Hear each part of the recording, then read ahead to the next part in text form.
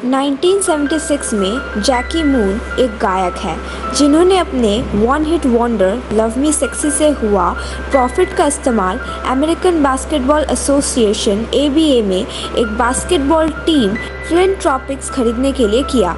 और ओनर और lead coach शुरुआती पावर फॉरवर्ड और प्री गेम अनाउंसर बन गए। यहाँ टीम्स के ओनर्स के मीटिंग में ABA कमिश्नर एलन ऑल्ट ने लीग को नेशनल बास्केटबॉल एसोसिएशन के साथ मर्ज करने की प्लान की घोषणा की, लेकिन केवल 4 टीमें मोस्ट एस्टैब्लिश लीग में जाएंगे जबकि बाकी टीमें डिसॉल्व हो जाएंगे। लीग के सबसे खराब टीम ट्रॉपिक्स के डिसॉल्व होने का खतरा है, जिसके बाद जैकी तेज़ी से सोचते हुए उनसे आर्ग्यू करता है कि 4 सबसे अच्छे रिकॉर्ड वाले टीमों को मर्ज कर दिया जाना चाहिए, जिसे सुनने के बाद कुछ ओनर्स अग्री करते हैं और मून के रिकमेंडेशन के फेवर में वोट भी करते हैं। जैकी टीम के वॉशिंग मशीन केंटकी कर्नल को एड मॉनिक्स के बदले में देता है, जो एक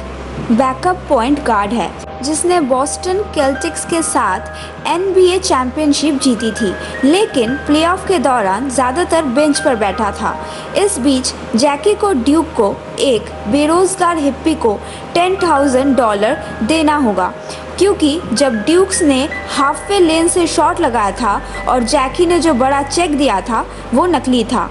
यहाँ कमिश्नर ने रिवील किया कि टॉप 4 में फिनिशिंग होने के अलावा ट्रॉपिक्स को हर एक होम गेम में कम से कम 2000 फैंस के भी ज़रूरत होगी। जैकी ने अटेंडेंस को बूस्ट करने के लिए एक्सट्रीमली और desperately half time show stunt का स्टेज करना शुरू कर दिया, जिसमें ट्रॉपिक्स के 125 से अधिक स्कोर करने पर ऑडियंस के लिए जीवित भालू से कुश्ती और मुफ्त कॉर्न डॉग शामिल है।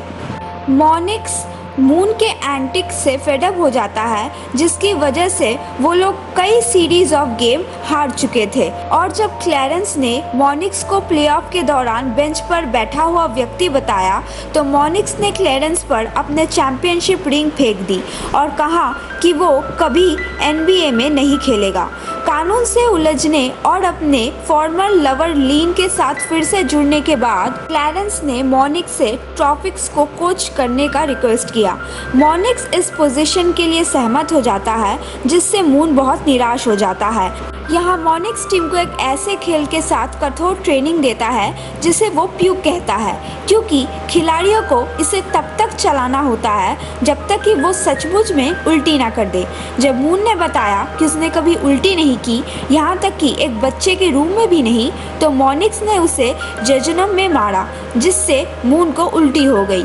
मॉनिक्स के ट्रेनिंग और क्लेरेंस के बढ़े हुए इंटेंसिटी से टॉपिक्स एक जीत की राह पर चलते हैं और फाइनल से 5th पोजीशन पर आते हैं। जैकी को ऑल्ट का दौरा मिलता है, जिन्होंने बताया कि उनके जीत के स्कोर और रैंक में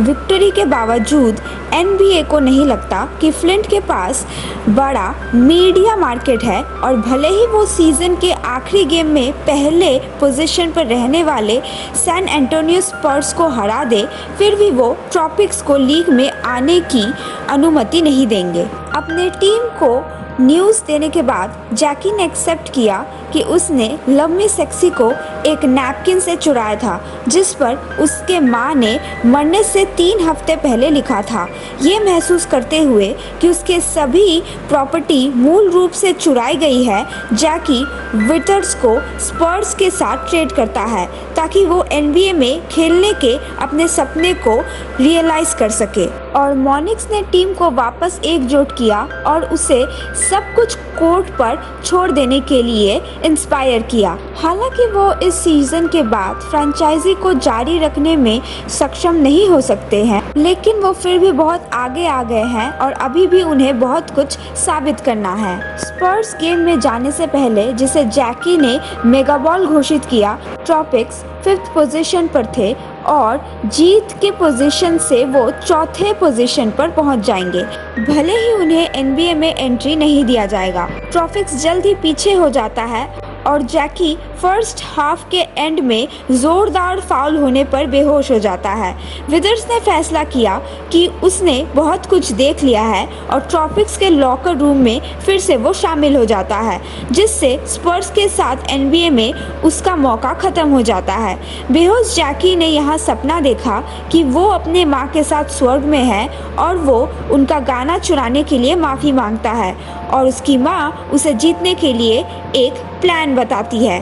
सेकेंड हाफ की शुरुआत करते हुए ट्रॉपिक्स ने अपना नया प्लान दिखाया, एली ओप। विदर्स के वापसी के साथ एली ओप बहुत इफेक्टिव है, लेकिन रेफरी शुरुआत में इसे फाउल कहता है। जैकी और मॉनिक्स के कुछ परसुएसिव के बाद रेफरी मान जाता है कि ये एक लेजिटिमेट गेम है और ये 2 पॉइंट्स है। कुछ सेकंड बचे होने पर वो केवल 2 पॉइंट्स 117 से लेके 115 से पीछे है। जब स्पर्स एलियोप के खिलाफ बचाव करते हैं तो मॉनिक्स एक टाइम आउट कहता है और उन्हें प्यूक चलने के लिए कहता है। कई रैजल डैजल पर एग्जीक्यूटिव होने के बाद, जिसमें जैकी के हाथों के नीचे नेट होता है, लेकिन 2 सेकंड बचे होने पर उसे फिर से मुश्किल से फाउल से खेला जाता है, जिससे उसे 2 फ्री थ्रो मिलते हैं। दूसरा शॉट रिम से उछलता है, लेकिन मॉनिक्स बजर बजाते हैं और रिबाउंड में टिप कर देता है और 2 पॉइंट्स जीत लेता है, जिससे अरेना में और फ्लिंट के सड़कों पर ज़बरदस्त सेलिब्रेशन मनाया जाता है। स्पर्स के कोच ने विदर्स को उसके पोजीशन वापस देने का ऑफर दिया, जिससे उसे एनबीए में एक और मौका मिला। ऑल्ट ने जैकी को ट्रॉपिक्स के साथ उनके सक्सेस के कारण एनबीए के स्टाफ में मार्केटिंग डायरेक्टर के रूप में एक पोजीशन देने का ऑफर दिया, लेकिन ऑल्ट को भालू द्वारा घायल कर दिए जाने के बाद तुरंत ही उसे रोक दिया गया। फिल्म के अंत में ड्यूक को जैकी द्वारा बकाया पैसे का एक हिस्सा मिलता है और साथ ही उसने वादा किया कि बाई आउट पूरे होने के बाद उसे बाकी पैसे मिल जाएंगे।